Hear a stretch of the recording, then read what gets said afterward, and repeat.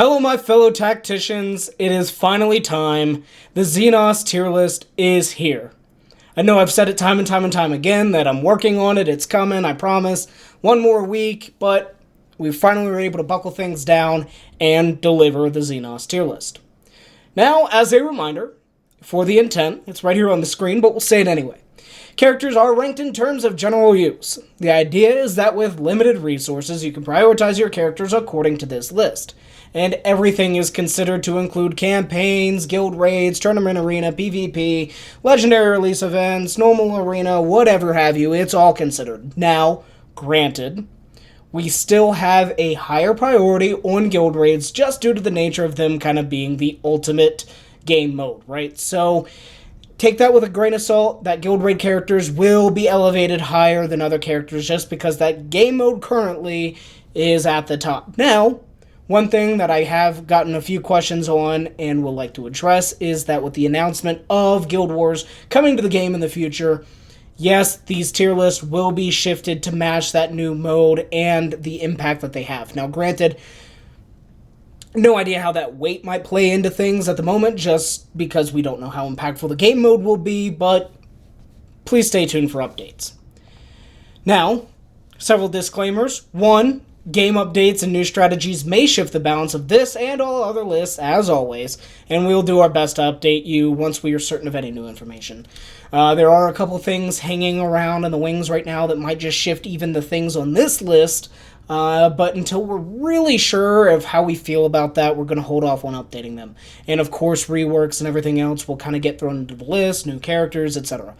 We are actually making a shift to find a place to host these lists permanently, whether it's a Wikipedia page or something else. There's also something that one of my guildmates is working on right now that I'm very excited to deliver to all of you, and will actually be coming in, theoretically, the next video that I should be putting out, and will also contain the winners for our giveaway.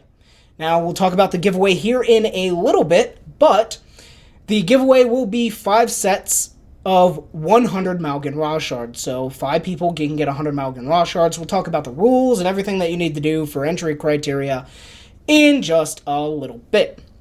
One final disclaimer, again, with every single character that you see displayed in this presentation, note that their abilities, their levels, their rarity, everything's going to be maxed, so we don't really utilize that to place the characters because sometimes it's really unrealistic. So who's going to take spoiler alert, Tanksmasha all the way to Diamond 2. Well, there's some crazy people that would do it, but not today. Now, let's go through the different ranking systems. Some of you may already be familiar with it, but top tier, the character is undeniably strong in multiple aspects or dominates one specific category massively. 2, the strong characters will perform strongly in at least one category, but other characters may do the job better still. Average is the character is beneficial to have, but is not worth a heavy priority. Weak, character is mediocre and has limited uses. Maybe not pass it up completely, just don't put a lot of resources into it. And then, of course, the pass tier. Character should not be upgraded unless you really love it. So, same format as always. We're going to go ahead and spin the wheel to figure out what character is going to be selected. We'll talk about the character's abilities, stats, and all that other fun jazz. And then finally, we will go ahead and place it on the list and give the reasoning for why they are where they are on said list. So let's go ahead and go. First character that we've got is going to be Eldryon. Eldryon, unpronounceable last name. I think that's Yana, maybe. He's a Farseer. Now, if you've seen any video ever on Tacticus and prioritizing characters, then it's probably not going to be too much of a surprise for you, but let's talk about what Eldryon is. It's going to be the first Eldari, and first Xenos character we talk about. Has piercing on the melee attack, and then also has psychic damage on the ranged attack, so that's pretty solid, and both of them are 2 hits. Decent stats all around, but honestly, Eldryon's brought for one thing and one thing alone. And it's not Executioner, which is his active ability, but essentially, the more turns that go by, the more this damage ramps up and gives you a nice little last turn nuke. But his passive ability is probably the #1 ability in this game, Doom. And the reason is because it applies a debuff, kind of, to the enemy target if he's, 2 hexes away. And then that target will take, 900 base plus an additional 300 for all other Eldari units damage. And that's not just for one hit, that is for every single hit that a character would do. So let's theoretically say that Eldryon would benefit from it himself. He can't, because he can't buff himself, unfortunately. He would do his base damage, which would be 1224, times 2, which would be 2400, and then his own damage add on, another 1200 on top of that, times 2. So he would go from doing 2400 damage to 4800 damage. Pretty significant. Now you start looking at 6 hitters getting that involved. You can see how that can get absolutely ridiculous, absolutely fast. And we talked about it before in the Imperial tier list of how Eldryon actually enables certain characters to be very strong. We look at Bellator, right?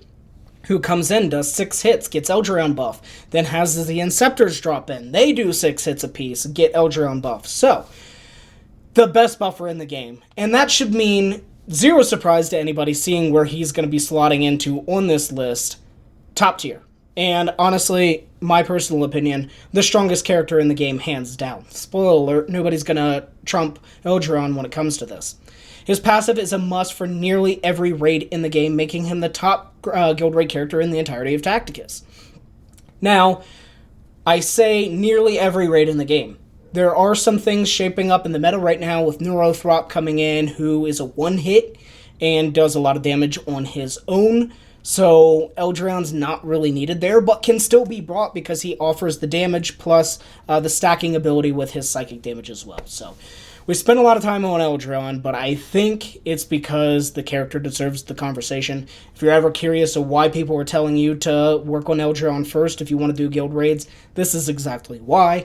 And also, if you have any sort of investment that you want to do to be better at guild raids, investing in Eldryon all the way that you can with his passive is the number one priority that I tell literally anybody looking to do guild raids. Eldryon's Doom, high as can go, always your number one goal. His stats really don't matter because he is literally just there to be a Doom bot. That is it. Just that. So back to the wheel we go for character number 2. So, we had Eldryon first, and now we're getting our first Tau with Shadowsun. Shaso, Tau, Shasera, Shadowsun, Supreme Commander of the Tau Empire. It's a lot of words. But let's start taking a look at Shadowsun here. For the first time, I think we are seeing close combat weakness. So, does not like being in melee range. Absolutely not. Has camouflage, which is really cool. Ranged attacks against this character score -1 hit. This can increase if this character is further away. So giving it a little bit of a tanky aspect there, which really synergizes well with her close combat weakness, or I guess kind of complements, not really synergizes well with. Has flying and has infiltrate, so doesn't apply or target Overwatch or trigger Overwatch.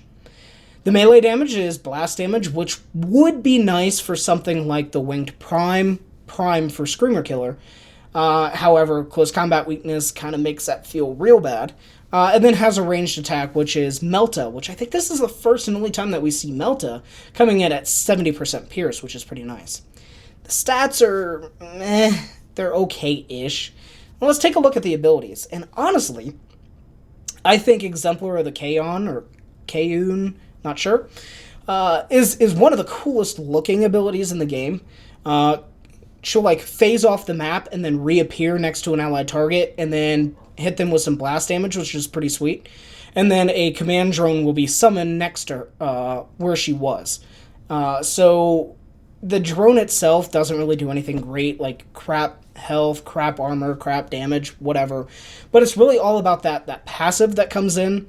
Its friendly units adjacent to either her or her drone deal an additional 500 damage with ranged attacks, which is okay. And then the affected Tau Empire units also have a 10% chance for each round that is started to deal an additional hit with ranged attack. Now, this is pretty underwhelming, especially if you look at it in the sense of guild raid scene. You really won't get too much use out of it because guild raids are limited turns. We really see Shadowsun kind of pop up in some niche arenas and tournament arenas, but like the presence there isn't really overwhelmingly strong at all. Kind of lackluster. And while the hits would be great, there's not really a single game mode where the turns really go long enough for you to really get the most benefit out of that, like 100% extra hit. Especially now that we're starting to see other characters start having that baked into their kit without having the other implications. I mean, Ancient Thoriad just got his buff, and he is a rare character? And he has that baked into his kit inherently now, so not a good look for Shadowsun. Especially considering that she's a legendary character. Still a legendary release event character. So with all that being said, we feel that she falls into the weak category. And yes, I even reached out to Nandi for all the Tau, and I was like, hey man, this is your faction, anything that you want to say. And, you know, he was like, hey, look, you have it in average, I think it deserves to go to weak. And as always, can't have the Tau talked about, or Shadowsun specifically talked about, unless we give Nandi his plug, buff Shadowsun. I definitely think she's tied for the worst legendary character in the game right now. It's between her and Abaddon, honestly. I even think Morven Val has a lot more value than she does. Niche uses in PvP, like I said, but underwhelming, weak. But, yeah, I think we beat that dead horse enough. Let's head back to the wheel and see who we get next. Aleph Null. So Aleph Null is the Canoptic Spider, and is, I think, the first time that we're seeing the Living Metal trait come out into play.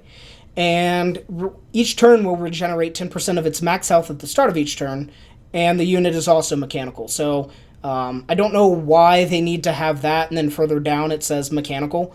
But, I mean, sure.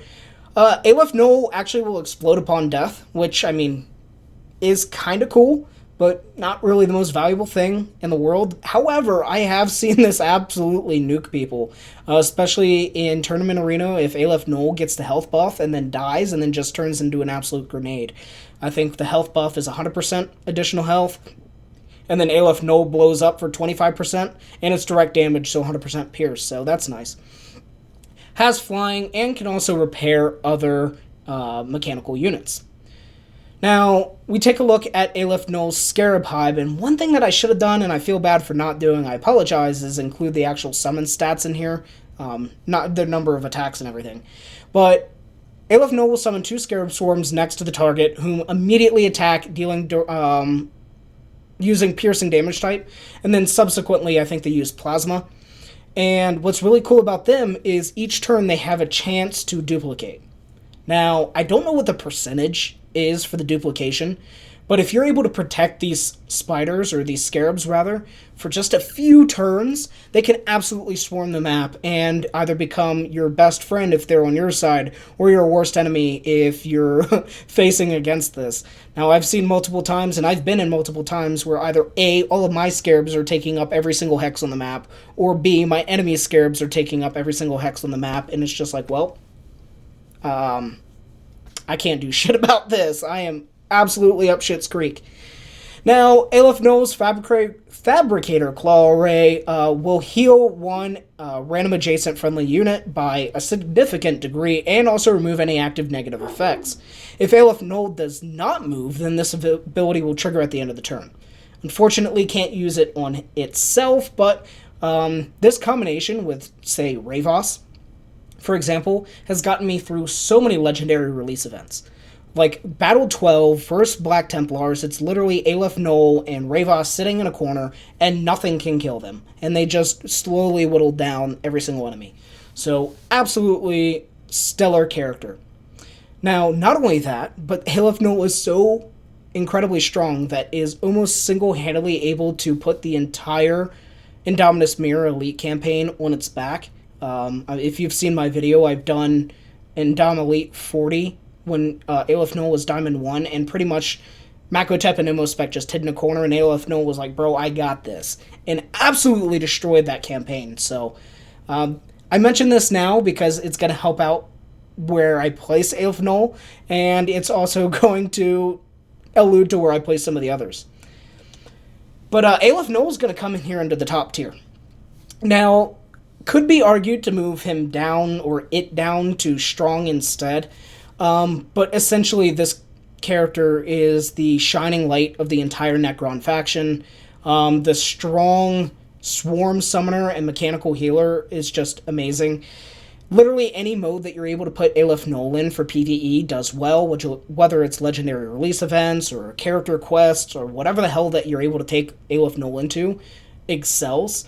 And also, it's a decent PvP presence. Not only are you talking about arena, but you're also talking about tournament arena as well. Like, if these scarabs start duplicating, you can start really having a bad time. It's actually one of the best counters to Celestine. If Celestine ever backs herself into a hole or a corner, you can immediately get those 2 scarabs out and prevent her from being able to get her Gemini out. So that's really nice. I've already talked about the campaign implications, but also if you're not running a Neurothrope team, which we'll talk about later, Aleph Null is extremely valuable for Mortarion because the scarabs are able to duplicate. They're also segmented health bars, so you have to do X amount of hits to be able to whittle them down, so that's very important for their survivability as well. Aleph Null can also heal them. So acting as, I would say, meat shields, but more like metal shields for Mortarion is very valuable. Very valuable indeed. Alright, so I think we beat that enough. Aleph Null, top tier, so many good things that this character can do. Let's continue on. Who do we have? Tanksmasha. Let's talk about him. Olog Tanksmasha has Unstoppable. This might... No, we saw this with Ulf, so not the first time that we've seen it. But we do have Beast Naga coming in. Deals 20% melee damage to big targets and vehicles and has an added 10% chance to block 20% of its max health. It's damage, so that's a cool trait. But let's start looking at everything else, and it's just abysmal. The health is meh. The damage is meh. It's chain with 3 hits, so it's 20%. Not that great. The armor is whatever. So not the tankiest of units, for sure. Then he has Unstoppable Momentum, where it charges in a straight line and deals... That's rank 50, by the way, mind you. But 1,000 to 1,300 direct damage. So, like, it's not useful for damage, it's useful for relocation, but does that really matter? Then you have Smasha Squigjaws. The first enemy dealing damage to Olog in melee takes a decent amount of physical damage, but that's a 1% Pierce ratio. So you look at anybody with any sort of armor. His armor, for example, right? It would only equate to about 2,000-ish damage, more close to like 3,500 to 4,000. So yeah, just don't smack him in melee. And he doesn't really do anything. This character's probably the worst character in the game. Almost unanimous, I think. It's a nearly useless active ability. The passive is just garbage. The core stats are unfortunate, and they just set him up for complete failure. Now, I think I got so many freaking shards for this character that I ended up taking him to Blue Star just for Archaeotech, but man, like, that felt bad to do. I'm like, cool, I've got this, and I'm just going to drop it here in the garbage. And between himself and Snotflogga, the other optional orc for the Elite campaign for Octarius, I literally just focus on the core 3 because they feel so bad to use. Snotflogga, not so bad, but we'll talk about him later. But holy hell, if there's ever a character deserving of a rework, he's right here. 100% right there. But Jain Zar. Another legendary release event character. Jain Zar is our second Eldari, I believe, that we're going to be talking about today. Has Infiltrate's the only trait that she really has.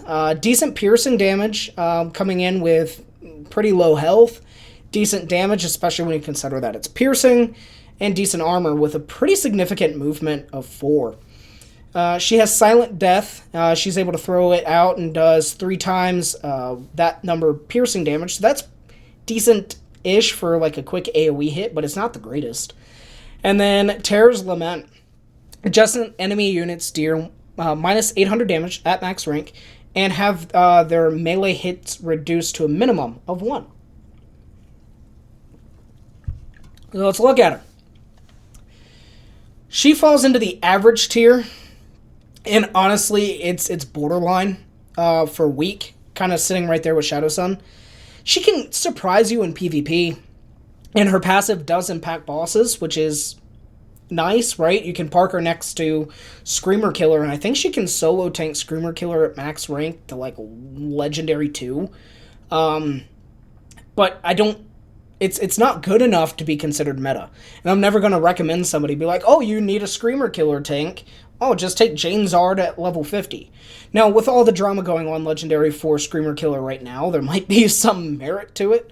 But if you're not tracking on any of that, I'm sure there'll be a video coming on that later.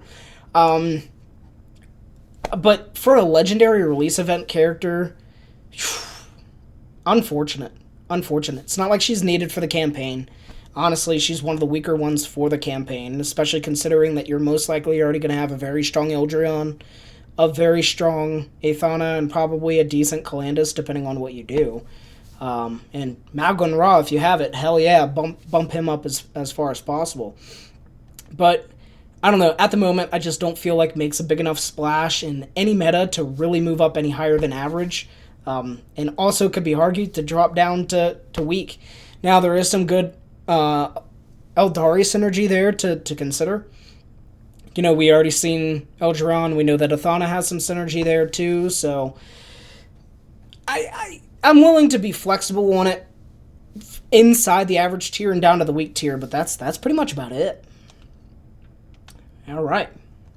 Who else we got? Snotflogga. We were just talking about him. Let's talk about him a little more.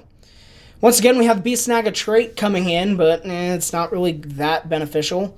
His tank stats are way better than Tanksmasha, which, you know, you look at him and then you look at Tanksmasha and you'd be like, I think they should, you know, flip these two down and like, flip them around, because I think one is definitely not as good as the other, for sure.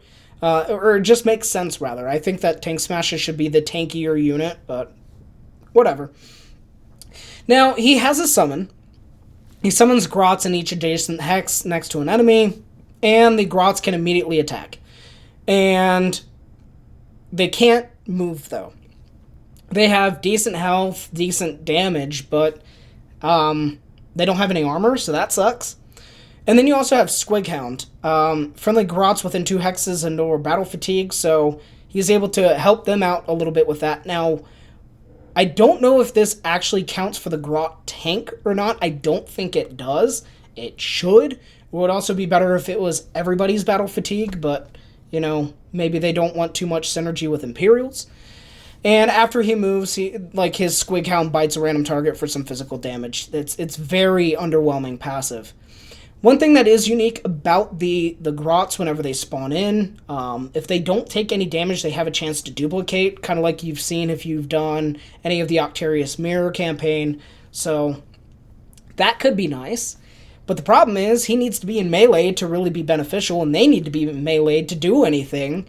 So, yeah, they're probably going to get hit. And if they get hit, they can't duplicate. So that's a little underwhelming. And ultimately, I just feel he falls into the weak tier. He's not needed for campaign, but he can be beneficial for the campaign and help out a little bit there.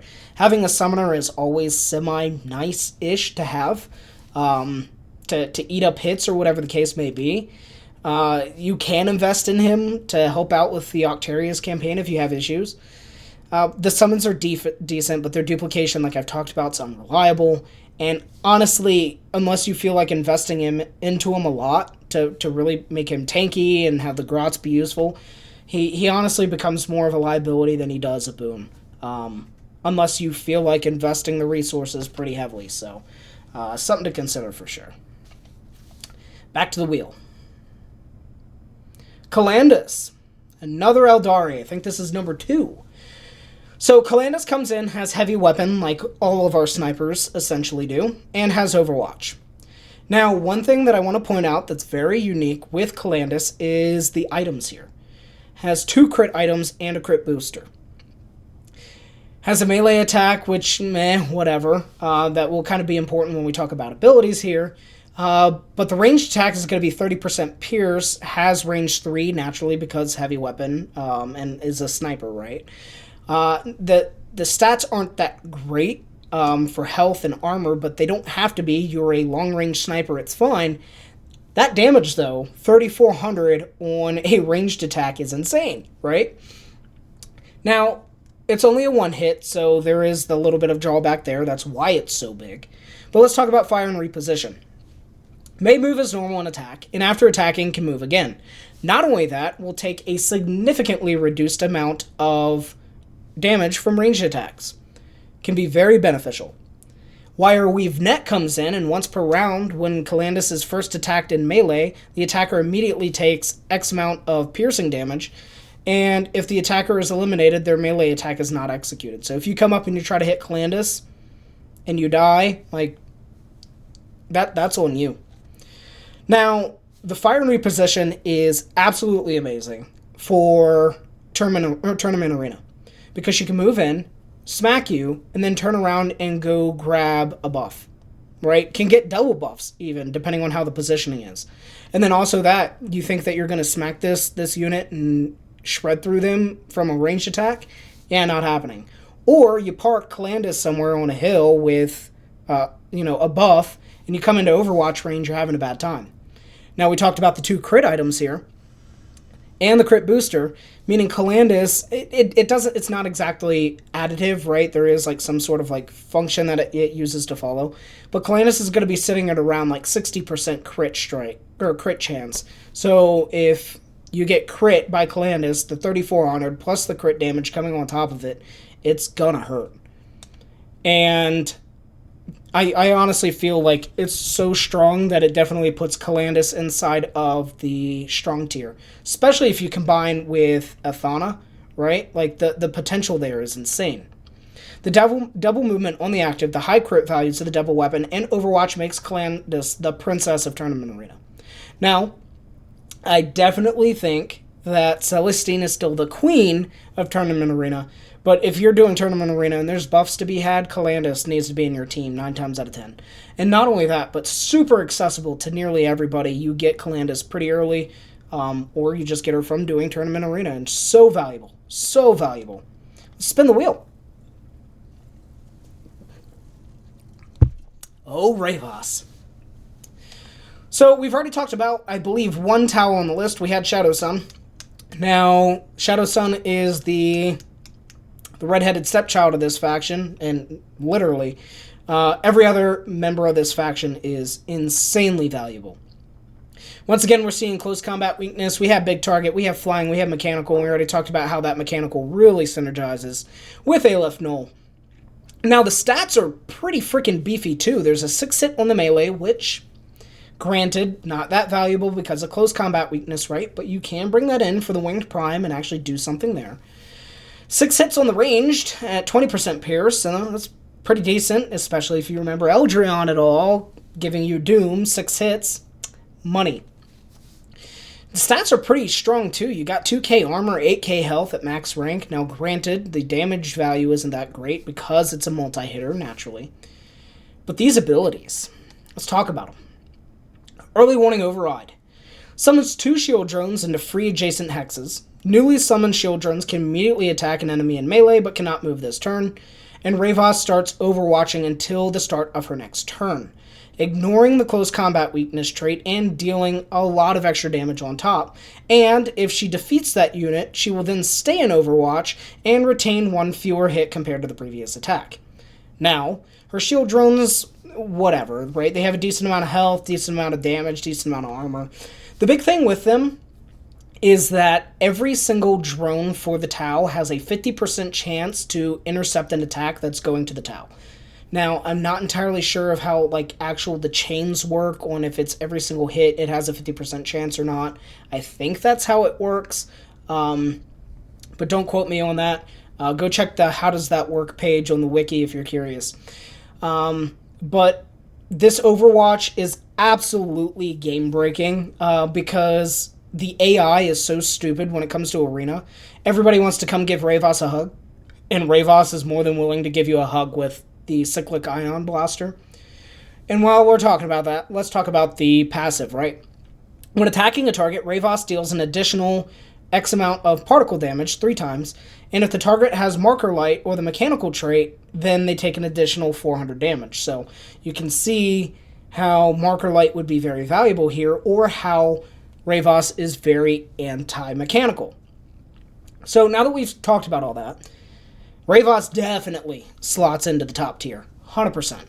Overpowered Overwatch, defensive drones, anti-mechanical damage, 6 hits. This kit is insanely overloaded. Ravos is one of the strongest hitters on Gazgul, and is great for taking out the Storm Boys for that guild raid. He's mechanical, right? And then also very good for Silent King, handling the death marks or whatever units might come in. Setting up on arena. People come in, just immediately destroy, get destroyed. Great for any, instance where you need to just clear out enemies that are coming towards you. That could be Onslaught, right? That could be legendary release events. Ravos is one of the strongest characters in the game and absolutely deserves to be in the top tier. The character is so good at so many things. Which is crazy that Ravos is a uncommon, but yet Shadowsun's a legendary.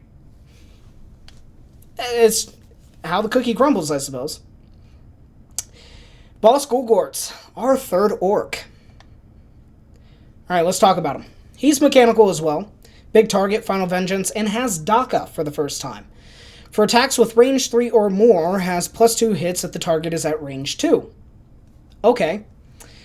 Now, the stats are mediocre, right? Has 5 hits with the melee, 3 hits with the ranged attack.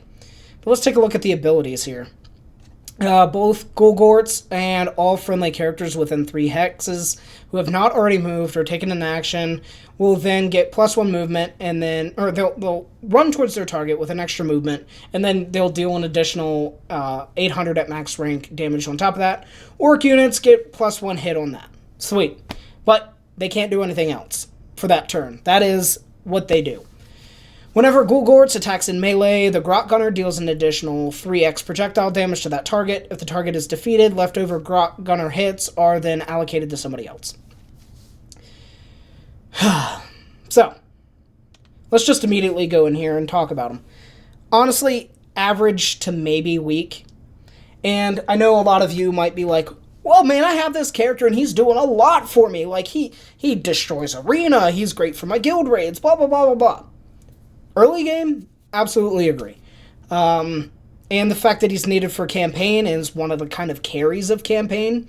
Sure, fine, yes, you get that. But that is the only frickin' reason he's not in the weak tier. Is because he falls off a cliff very much like Harkin does. 100% just gets extremely weak. And you start looking at his abilities, right? Like, using WoG is really hard to do. Because, you need to make sure you don't need anything else to do with your characters, right? So that's something like, oh, should I use it on the first turn in Octaria's campaign? Absolutely not, because, we want to get the tank out from Gibbascrapz. We want to get the Grotz out from Snotflogga, right? There's a lot of things that you're going to want to do first. And it has the best synergy with orcs who, half the faction is completely underwhelming, the other half is decent and wants to summon shit. So, bro, I don't know what to tell you. Super underwhelming. And then the passive, yeah, he has the ability to do 8 hits with all of that combined, but the fact that he does 8 hits and is still that underwhelming should be an indicator. Orcs need buffs. Orcs need buffs. Alright. Winged Prime. This one's awesome. Unfortunately, I dialed back, and like I told all of y'all, I'm going mostly free to play in the game and dialing back a lot on my purchases. I didn't actually unlock him at Legendary, ended up getting it at Epic 3-star. I wish I got it at Legendary. I think this character is going to be really cool. Now, the uses here, I don't know how they're going to be too broken out, but let's go ahead and just talk about the character. We have Synapse. First time that we're seeing this, unless you've watched my Screamer Killer video. But friendly units within 2 hexes of this unit that have instinctive behavior just act as normal, so it's going to really synergize with units that have instinctive behavior. We'll talk about that here in a second. Flying Final Vengeance, we've seen it. Now, it's got a melee hit only, 6 hits, not bad. We're seeing bio damage for the first time, which is 30% damage. or 30% pierce. Decent health. Now, the damage value is standard, what you'd expect for that pierce ratio in 6 hits. Good movement, and has armor, so sweet. But here's where I get pretty excited. If the Wing Prime has not moved this turn, then it can summon a Tyrannid Warrior in a free hex within Synapse range, and then the Tyrannid Warrior has the Synapse trait, and immediately performs an attack against the enemy. Cool. Has pretty decent freaking stats here. 8k health, so actually more than Winged Prime does. It has 3,000 physical damage on the melee, 3,000 bio damage on the ranged attack, and has more armor than the Winged Tyrannid Prime does. Now, it also has that annoying trait. Every other turn, it does additional damage and takes reduced damage, so happens on the first time, so it's really hard for you to kill this unit as soon as it comes out. Then we have Synaptic Linchpin coming in for the passive ability. Whenever the Winged Tyrannid Prime or another friendly unit with Synapse performs a normal attack, so Winged Prime and its Alpha Warrior attack, then they will summon a Hormigaunt adjacent to the target, which that immediately attacks. But you can't have more than 4 at max rank summoned in this way at the same time, so slight trade-off there. They're not very tanky, they don't do a lot of damage, but they have decent armor.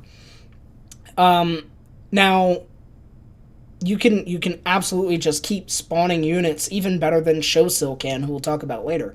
So definitely a lot of potential for this character to be amazing. I'm really seeing it, we'll just go to the next slide here, right? Gonna go ahead and put it in Strong. Strong Spam Summoner adds in some unique possibilities for guild raids. I definitely think that it's going to perform best on the boss adjutants.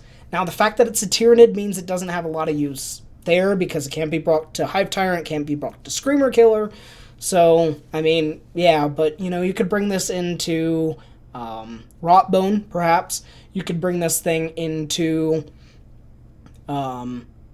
what's the other one? Gibbascrapz, right? So you can bring it into the Gibbascrapz Prime and do some stuff there. Tournament Arena, this thing's summon was clapping in Tournament Arena, and I'm really excited to see more what it can do in PvP. I haven't built it up, but I think that it can be really strong. And then any PvE game mode that you're able to bring this thing to will be pretty strong. Summons are king, right? And if you could just keep getting more and more summons out, the better. Now, granted, if you kill something, then you're not going to get the summon out. Kind of the antithesis to, say, Corodius, right? So, it's just something to keep in mind. But, strong character, really interested to see where it can go. If you disagree, I'm willing to hear some opinions if you think it should be moved down. I don't think it's going to be good enough to be moved up, especially since I feel like there's some other characters that are borderline top tier in this list that just didn't make it there. Definitely not one of the ones that I think is up for that conversation just yet. If I had just had Gibbascrapz on the brain a little bit ago, it would have saved me an embarrassing moment trying to remember. Well, let's talk about Gibbascrapz, the Specialist. Gibbascrapz has a mechanic, and that's his only trait. Has a melee attack of 4 hits with physical damage, so meh. But we've talked about physical before, right? Like, as you start getting more gear levels, like Diamond 3 come in, then physical gets more and more value, sure. Now, his summon comes in, and it's a Grot Tank. And it summons in an adjacent free hex. The Grot Tank cannot move, but can immediately attack on range. It has pretty decent health, and the more turns that go by, the stronger and stronger it gets.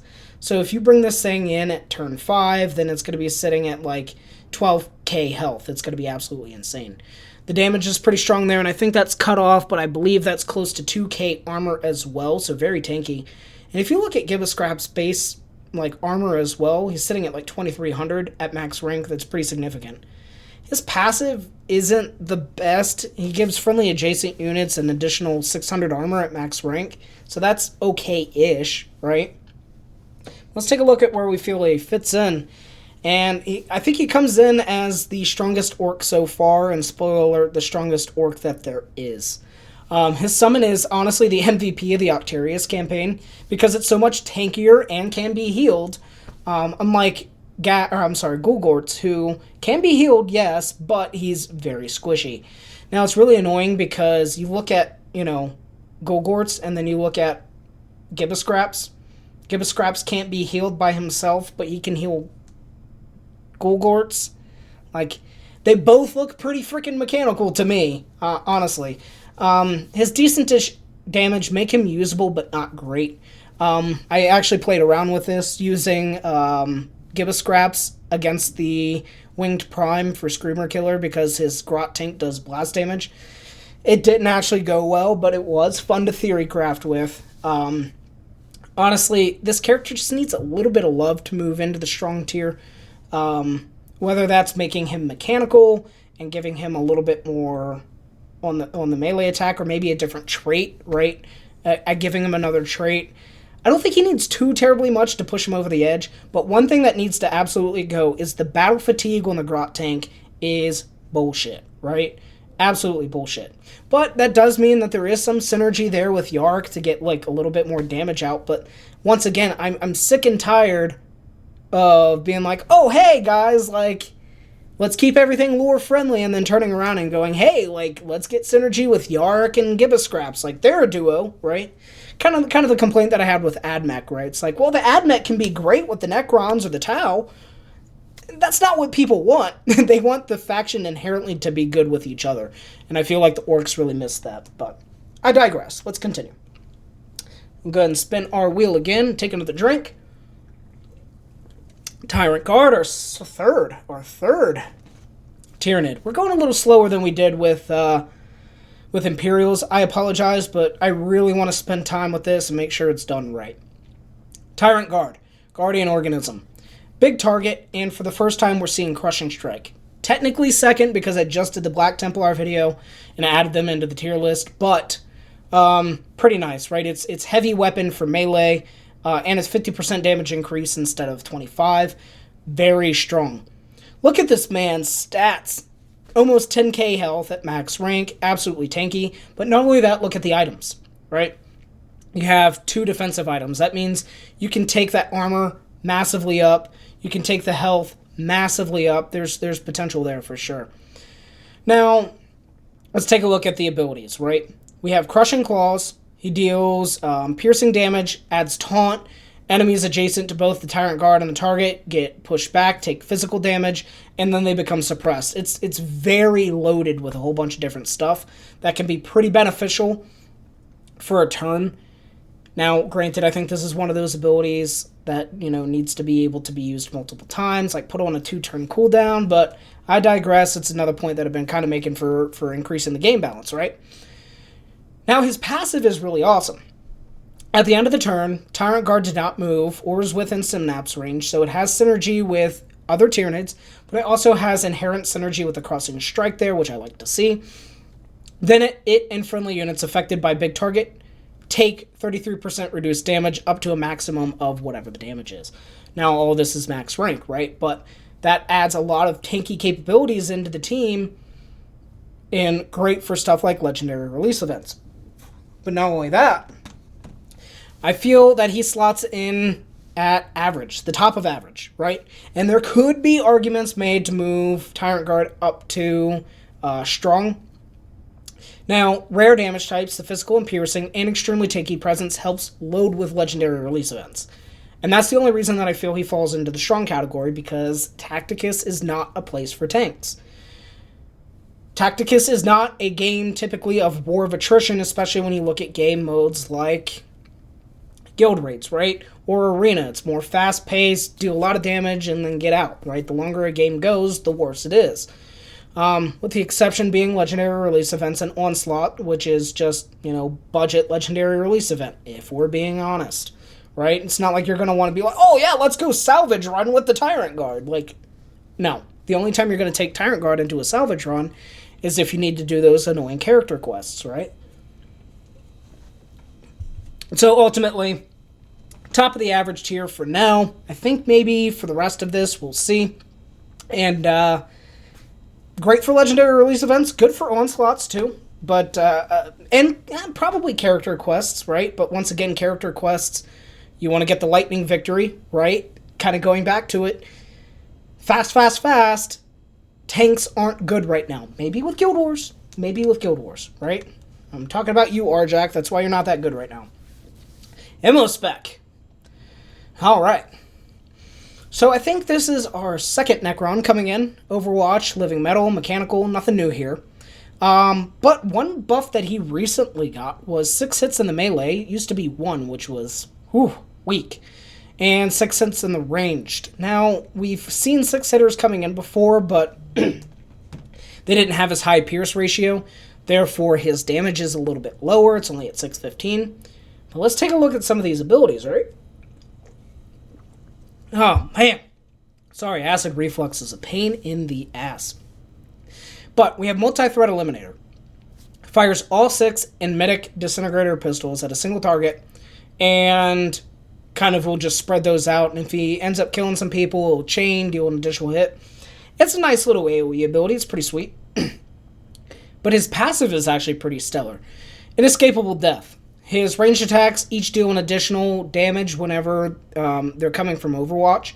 But very much like Ravos, every single time that he hits somebody with Overwatch, it'll do 1 less damage. So, or 1 less hit. So, it is a drawback. You can't just complete auto turret up there. Well, let's take a look, and we've actually placed Imospekh in the strong tier for multiple reasons. 1, this character is super accessible. Very accessible. We've talked about Volk before, right? And we haven't talked about Maugan Ra just yet, and we've also talked about Ravos. He's a budget version of all of those characters. If you don't have Volk, you don't have Maugan Ra, he's going to be one of your best multi-hitter characters, aside from, say, Ravos, right?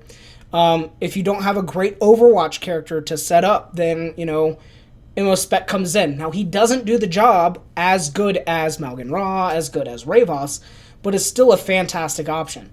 The big drawback for saying, I'm just going to use Imospekh instead of Ravos, Maugan Ra or Volk, is the fact that he's only a range 2, and also can't be brought to any of the Necron raids because he's a Necron. So, a little bit of a drawback there, but still a fantastic character for sure. Fantastic character. Definitely helps out with the Necrons. Another Necron on the list. We'll go ahead and talk about him. Living Metal, Mechanical, Flying coming in. Nothing new, but it's all there. The health is okay. The damage is okay and at a decent pierce ratio. The armor is alright. And the movement 3. Cool. The active ability is like a one-time direct damage AoE. Okay. And then Living Lightning deals damage to one adjacent enemy. Okay. That's all that's really there to talk about. And the reason I didn't spend time on it is because it's all shit. Right? He's super he's super squishy. And that kind of mitigates his passive. He's like, if you touch me, I die, and I'm going to have to stand right next to you to use my passive. No, dude. No, it's garbage. His damage numbers are okay, but, where are you going to want to use him for anything? You could argue, sure, he helps out in, the Indomitus Mirror campaign, but I've already said that Aleph Null can do that entire campaign by itself, and he's not even required for this campaign. Honestly, it's just all around not worth it, in my opinion.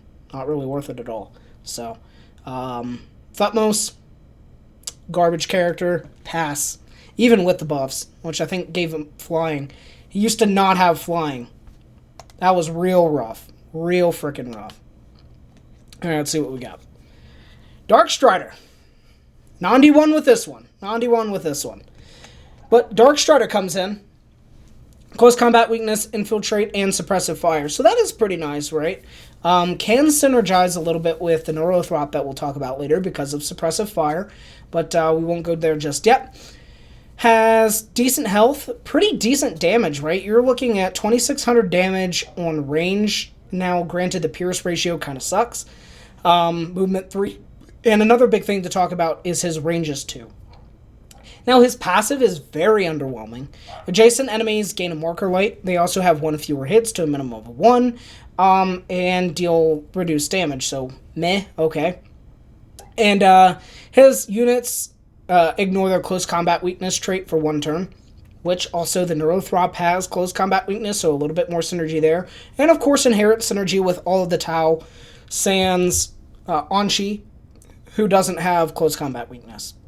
But if Darkstrider is adjacent to an enemy, he can use this ability and then take another turn immediately. So if somebody walks next to him, he can pop this ability, reposition, and not suffer the close combat weakness, and then fire away. So that is kind of nice in that regard, but it's like one of those abilities that you're just like, 1 point in it is enough. I don't need to go really for that big damage reduction.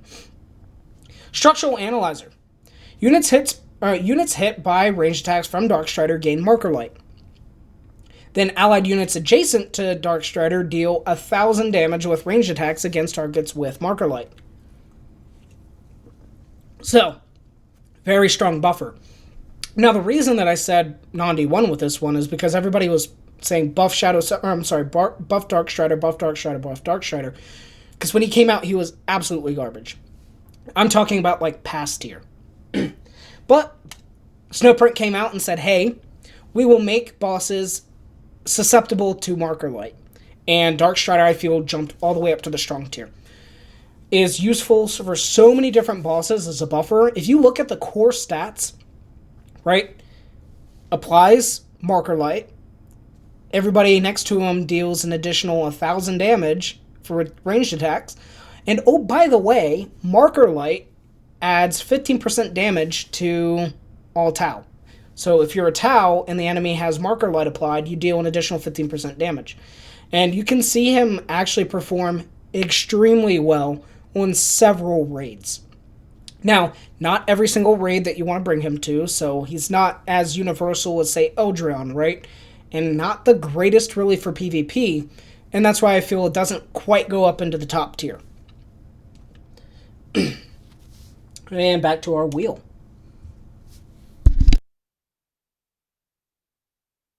Another buffer. So, Aethana comes in and has flying and deep strike. We've talked about deep strike before with Yngvarr, right? It's pretty solid. Piercing on the melee, which is nice. But you start looking at some of these tank stats, right? The health and the armor, and man, she is a glass cannon. Movement 5 is pretty nice, though, I will say.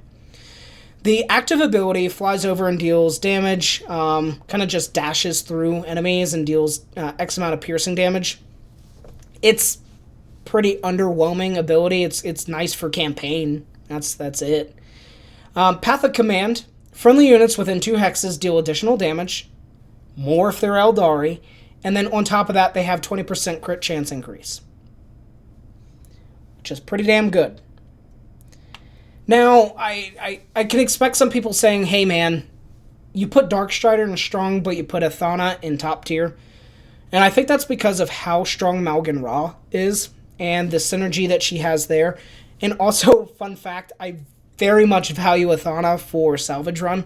Giving everybody 20% chance crit to kill the strong box is really nice. But the crit buff plus Eldari synergy make Aethana massive value for guild raids. She's needed for the campaign, but once again, we already talked about how squishy she is.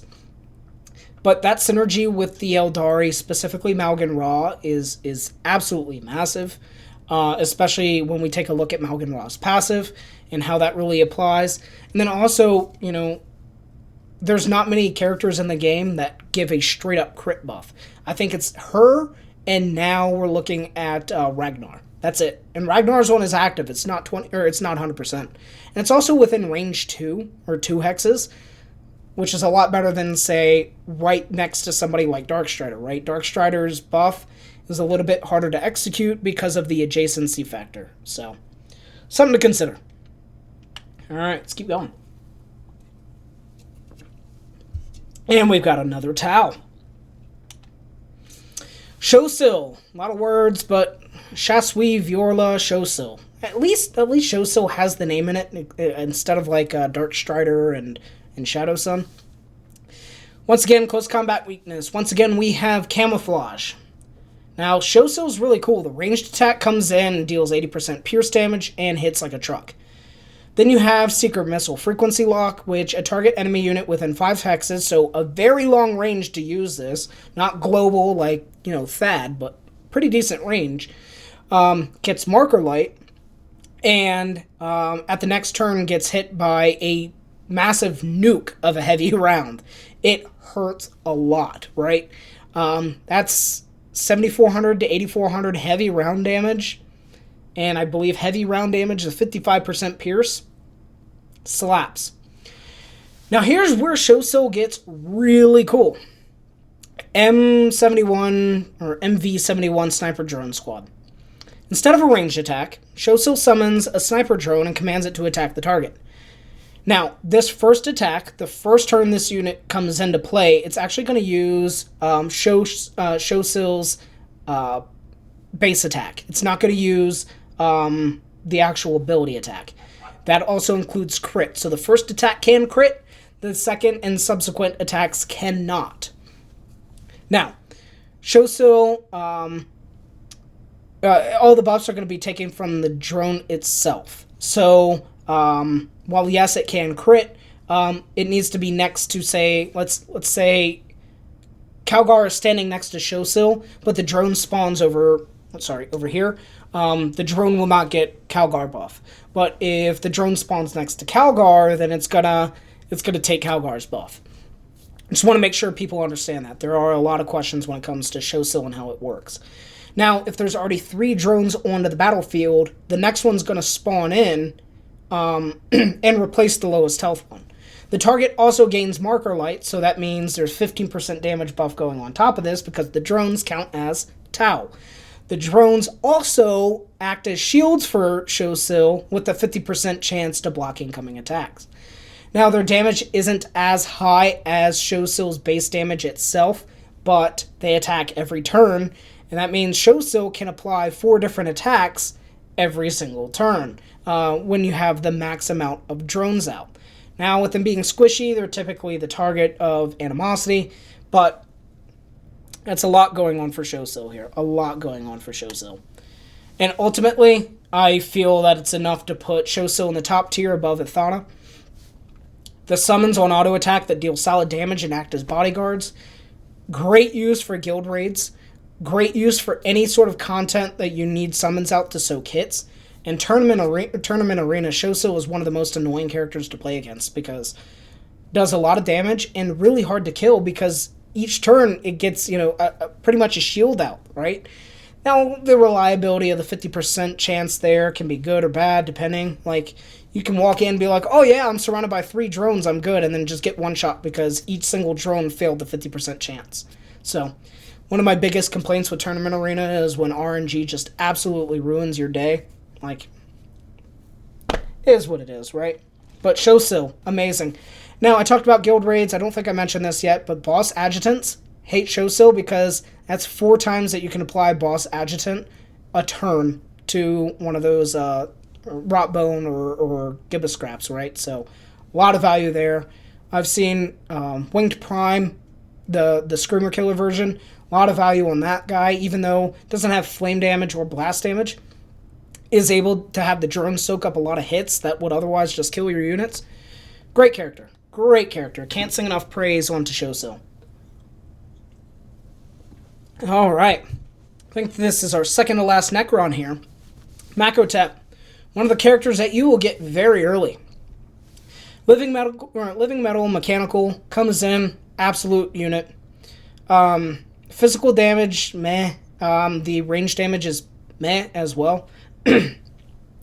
Nothing really too great there. The adaptive strategy is pretty nice.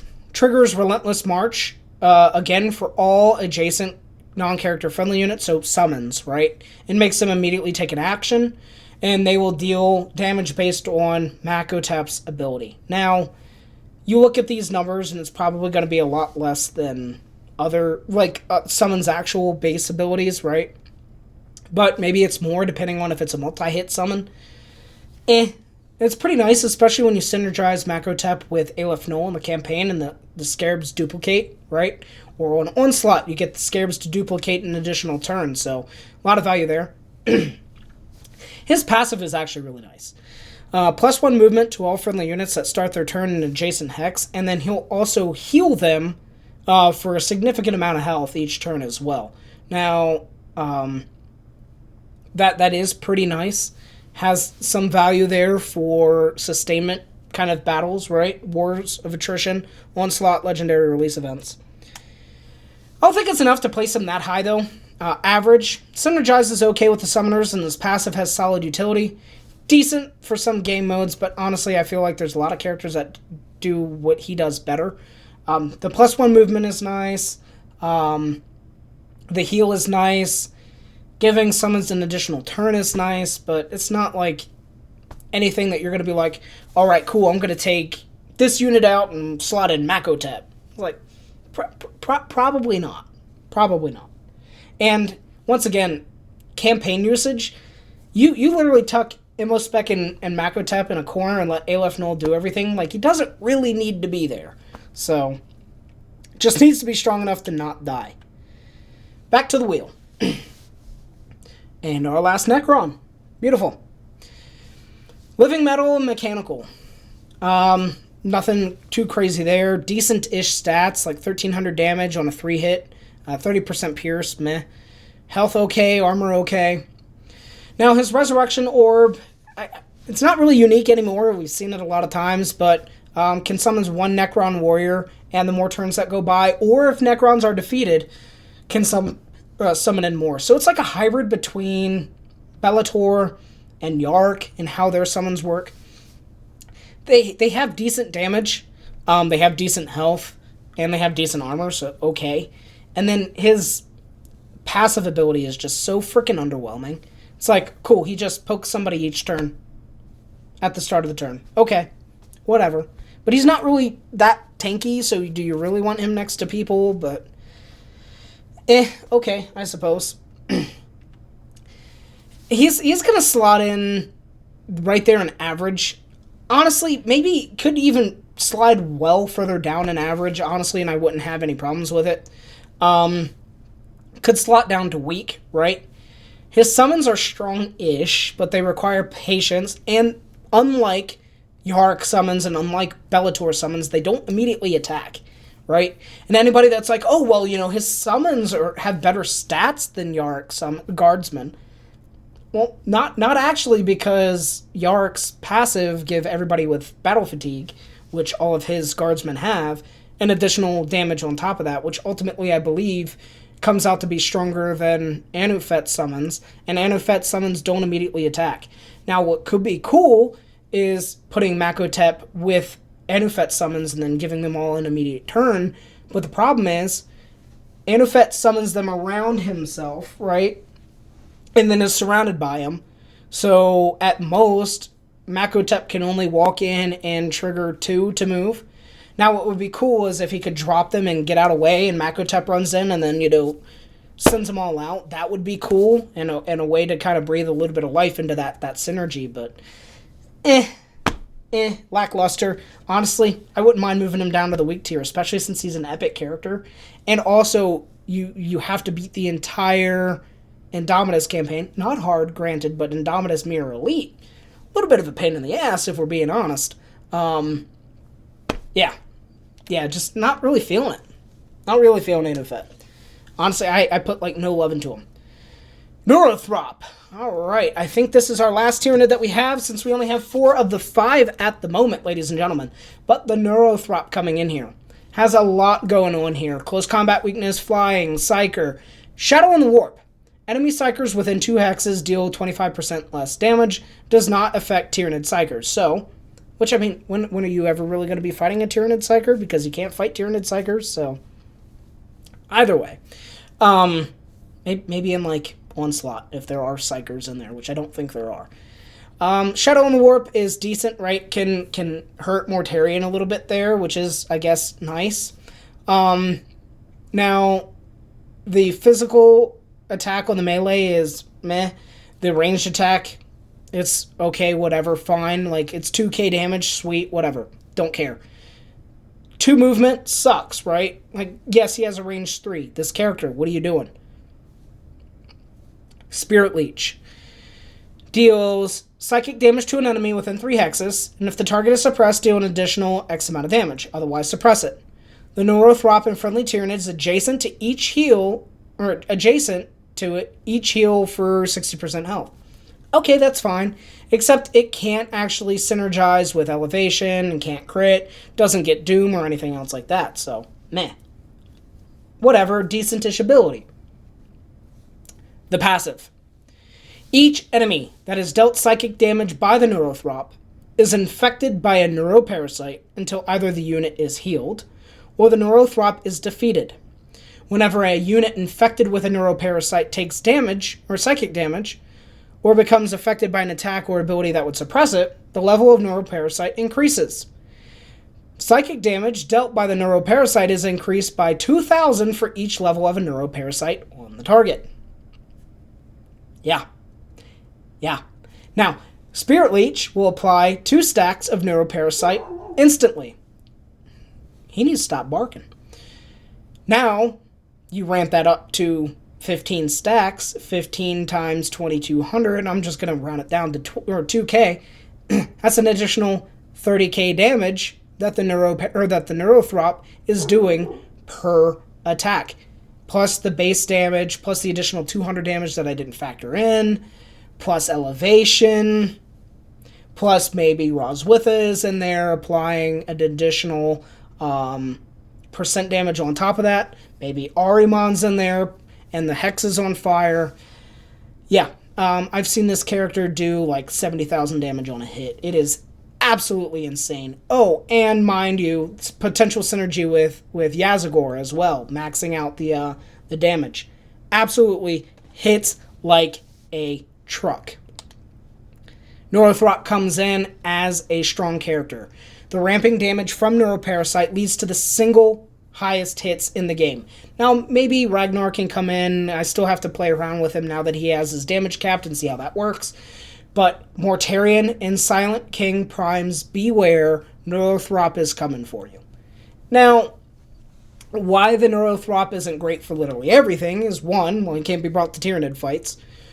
2, Gaz has so much movement volatility there that, like, there is use, but, like, the movement of 2 is a little rough to play around with.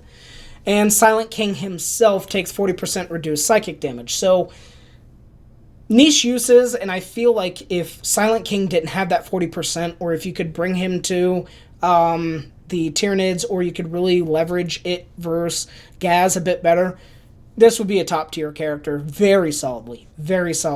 And honestly, it's a lot of fun to use. Now, caveat.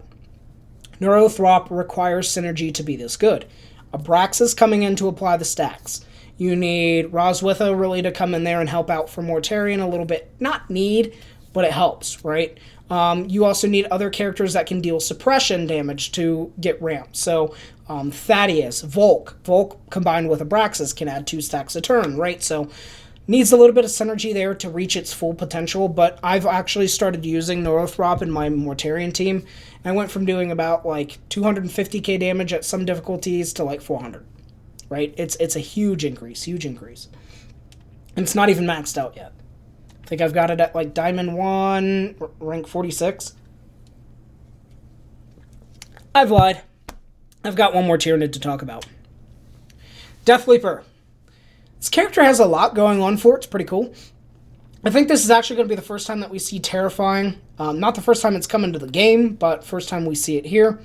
30% reduced damage from melee attacks. It's got a melee hit. Decent-ish health. Decent-ish damage. Armor's lackluster. The abilities are really cool. Fear of the Unseen. The Deathleaper is not moved this turn and is not in Deep Strike. All enemies within 2 hexes get suppressed and trigger Battle Fatigue, if they have it. The Deathleaper enters Deep Strike again, and then its next turn it can move to anywhere in the game with Synapse, regardless of the distance. So you're already seeing right there some synergy with the other Tyranids. Specifically, Neurothrope has Synapse, I believe. One sec, let me make sure I'm not crazy. Okay, yeah, has Synapse. All right. Wanted to make sure I was right. And, yeah, so synergy there, synergy with the Ring Prime, and deals an additional X amount of damage. Then it's passive. We have the Cut Skoden passive coming in again, except he does it better, right? Heals for 3,200 and then suppresses the target. So a lot of potential here, honestly, for the Deathleaper. And I'll be honest, I'm not sure what is missing. I mean, it's very clearly a PvP character. Now, one thing that is really funny is using the active ability that gives everybody suppression around you. If you use it on a salvage run, you can actually give the gold stacks suppression, which I found absolutely hilarious. But usefulness, I wasn't seeing it. He has interesting kit and has the potential for PvP, but I ran into a few Deathleapers. I've talked to a few people using Deathleaper in Tournament Arena, and they just weren't impressed. And I feel like, once again, there's other characters that can do it a lot better. Maybe there's argument to move it into the average tier. Maybe some people have great clips and they had a lot of fun using it and it worked out really well for them. It's just something wasn't really jiving for a lot of people, and I was just absolutely dunking on him. Maybe it's the getting into proper position. Yes, he takes reduced damage, but getting into proper position to use the active and then re-pop up, like, it's just the game's not really in a state where that has a lot of value. Or maybe another Tyrannid coming in that it can synergize really well with Synapse and everything else. Maybe that's what it needs. I'm not entirely sure, but just doesn't feel great right now. All right. Maugan Ra. All right, let's do this. Maugan Ra, the Dark Reaper Phoenix Lord. Terrifying, which is the first time that we saw Terrifying in the game. Heavy Weapon, Overwatch. The traits, nothing new, nothing to write home about. Except for Heavy Weapon, right? Let's take a look. It has 6 hits on the ranged. Nice, right? It's got a crit item, but no crit booster, which feels a little bad. Wow. I think that might be one of the lowest health values and armor values that we've seen so far. And 688 damage, completely maxed out. Take a look at the active ability. It unleashes a swarm of deadly accurate shurikens. It's just an AoE attack, really. Kind of nice. Inescapable accuracy. If Maugan Ra has not moved, then his ranged attacks ignore hit reductions from both hex effects and unit effects. They also have a plus 15% crit chance and deal an additional 997 crit damage. So, 15% crit chance on top of a 35% weapon, 50% crit chance, right? Pretty freaking strong there. Absolutely strong. Combine that with Eldryon, who has Doom applying, a maxed out weapon. Comes in at top tier. 6 hits, heavy weapon, Eldari, insane passive, range 3, all lead Maugan Ra to be the king of glass cannon, blowing you the hell up, right? Just shreds units. You get the right buffs and high ground and everything else going. Maugan Ra is sitting here blasting targets for 30,000 damage, and that's without critting, right? Now, granted, how crit chains work, and if you're unfamiliar, go check out my video on crit chains, check out the crit calculator, right? But you can get Maugan Ra all the way up to a 70% chance to crit because of Aethana. Now you're talking about his weapon plus the additional from inescapable accuracy, 2,000 damage on top of all the hits that they're already doing. You've got 1,200 damage coming in from Eldryon's Doom, the additional 400 damage coming in from Aethana. Put Thaddeus next to him, who gives you an additional, 800 damage for heavy weapons. Or you have Darkstrider right next to him, too. Like, holy hell. Calgar, right? Applies to all those hits. Maugan Ra shreds. And is essentially the best damage dealer, sans Neurothrope now, right? For every single boss. Every single boss. Maugan Ra all day long. So it makes sense that Maugan Ra is our number 2 top tier character.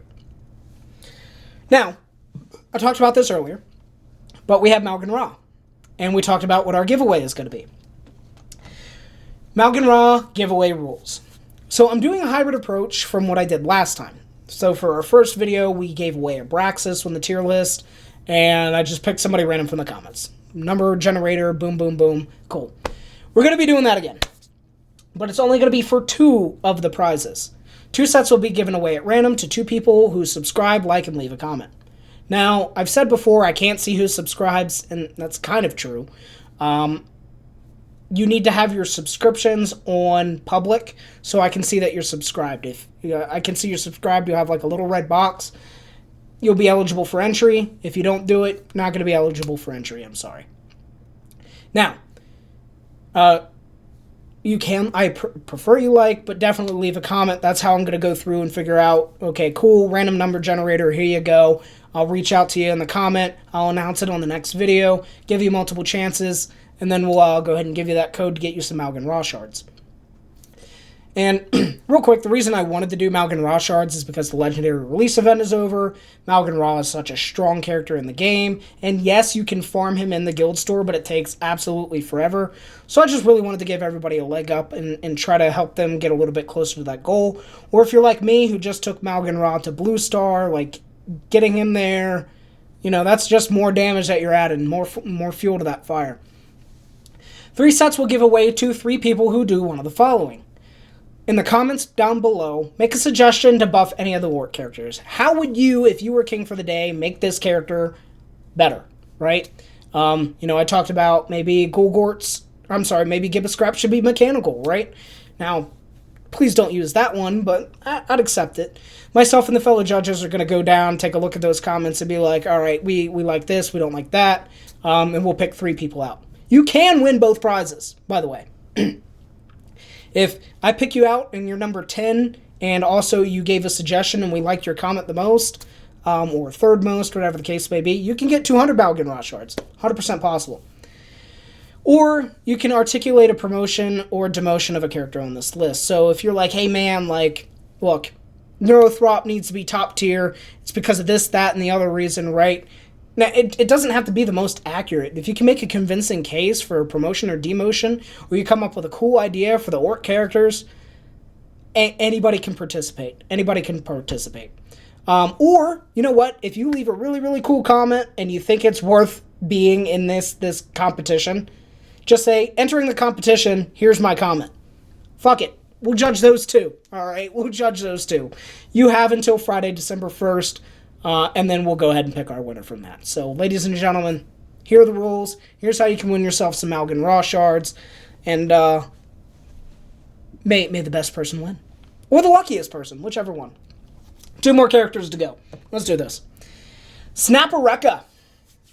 Alright, Snappwrecka. Last Orc. Mechanical, big target, he explodes, and he has Daka. Cool. He has melee attack, he has ranged attack. The damage is okay-ish. I mean, especially for like a 3-hit. Now, granted, it's only 15% pierce. But 1,500 damage at max rank's not terrible. That active ability, though. Ramming speed. Rams a target, and then they take 4 times physical damage. And then Snappa takes 2 times physical damage. And what's really bad about this is the more points that you put into this passive, the more points Snappwrecka takes, right? So, like, it's like one of those abilities you're like, do I want to upgrade it? And honestly, I'd say no, because it's such a shit ability, you should probably not be using it anyway, unless you just really need to kill one target. But the game is so heavily oriented around not dying because of star counts, right? Do you really want to use this ability? So that's something. Now, you take a look at his ranged attacks, which are nice. You take a look at Daka, right? He can get plus 2 hits if he's at a certain range. And then you take a look at his passive ability, Can Opener, the Spinning Blades cut. So anytime he attacks in melee, he reduces their armor permanently, right? He ignores an X amount of armor and then reduces it permanently. Which is really nice for the campaign because a lot of the enemy units have Gravis armor. And a lot of your units have like 10% pierce, 15% pierce, 1% pierce. So it's like, that's nice because Gravis and physical damage, I mean, it's great for the guy with Gravis armor. It's not great for the guy dealing physical damage. But, man, Snappwrecka. If he wasn't required for campaign, I'd be convinced to put him in pass. And the answer is simply what I have written there. To melee or not to melee. That is the dilemma, right? His passive is desynchronized from what he wants to do identity-wise with his ranged attacks. He wants to be sitting in range hitting you. That's what he wants to do. But his passive's like, nah, bro, go smack him. Like, no, dude, no. That's a terrible fucking idea. Don't do it. We don't gotta spin the wheel. There's one character left, and it's Aun'Shi. No traits. 5 hits on the melee, and this man is smacking you with his staff, doing 1,000 damage a hit. Pretty decent. This character was super interesting. Our, third legendary release character. So we had Maugan Ra first, Jain Zar, so like, yay, boo, Aun'Shi, and then Shadowsun. But I think Aun'Shi is really cool, and I'm really aiming to blue star this character. Let's take a look at the ability. Enables a friendly unit in an adjacent tile to use their active ability again, and restores health to them. And for the second use, the ability will either be at the level that Inspired to Greatness is, or the ability that the unit is itself, right? So let's theoretically say Bellator, because this is like one of the best uses for it. I've seen somebody hit 1,000,000 damage, 1,000,000, on legendary Tyranids, right? So using Aun'Shi in that roster, for sure, amazing. Now, the best use case is with Bellator. Let's say Bellator has his ability at 50 and Aun'Shi comes in with his ability at 41, which ironically is what my levels are at for my characters. Aun'Shi uses the active on Bellator. Bellator uses his ability a second time. His Inceptors will actually come in at level 41 because Aun'Shi's Inspired to Greatness is only 41 in this instance. Now, if you flip the two, right, and Bellator's active ability is 41, but Aun'Shi's active is 50, well, it will still actually just be level 41 because Bellator's Inceptors, it takes the lowest one of the two, so you can't just, like, juice somebody up to high levels of craziness. Or have Aun'Shi be weak, but still very useful. His passive comes in, and it's a little bit of a double-edged sword because it's really cool, but also at the same time very, I wouldn't say very unreliable, but you got to like think about what you want to do a lot more. And honestly, I think it's great that you have to do that, right? So he'll cycle through 3 different buffs. Number 1, and your units will take 50% reduced damage at max rank. 2 is a movement speed increase, and 3 is a pretty strong buff, right? It's 800 damage. And it will just cycle through those until the battle is over, essentially, or Aun'Shi dies. And honestly, Aun'Shi comes in here at the strong tier. Once again, kind of with Shadowsun and Neurothrope, like there's really good cases to use Aun'Shi.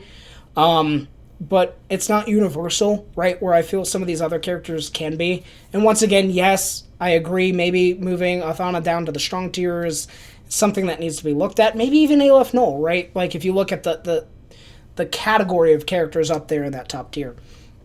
But reusable abilities and unique buffs, I mean, like, what more can you get? This character came in and redefined what the game could be and what, like, different matches could look like, right?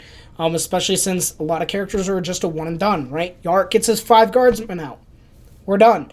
Okay, now Yark can get 10 guardsmen out at, max considerations. You throw in a Castellan Creed, like, the options just open up.